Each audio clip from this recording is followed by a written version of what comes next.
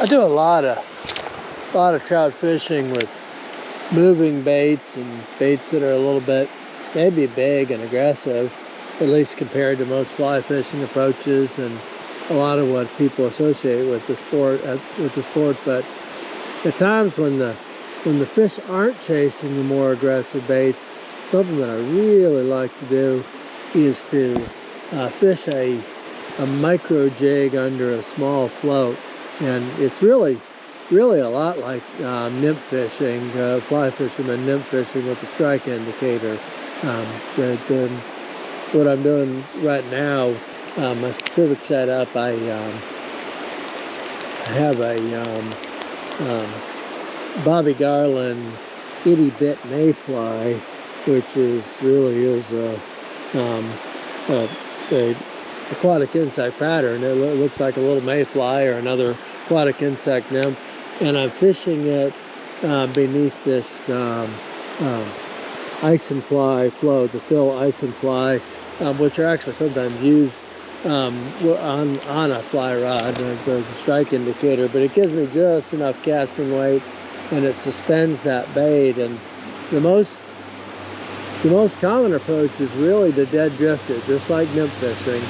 I just let it drift at the same speed as the current, and kick along just off the bottom and watch for that to move at all unusually, and feed a little line and let it drift on down through the run.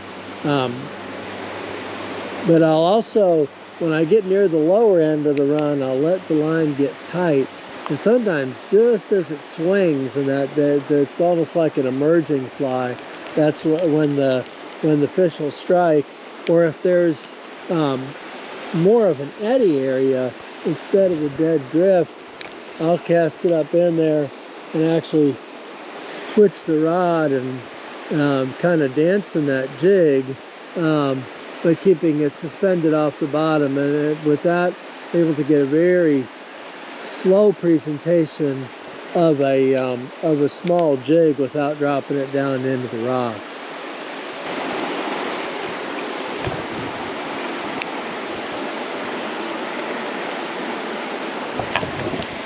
There we go. That was on a dead drift with that little Bobby Garland jig under the ice and fly float, and just cast it right up into the head of the current, and so really as soon as it got down to depth and started drifting, that just jumped up and got it. See if we can get him in. I got a pretty light line here. All right, look, Trout, go now, buddy. You got that little itty bit just squarely in his mouth.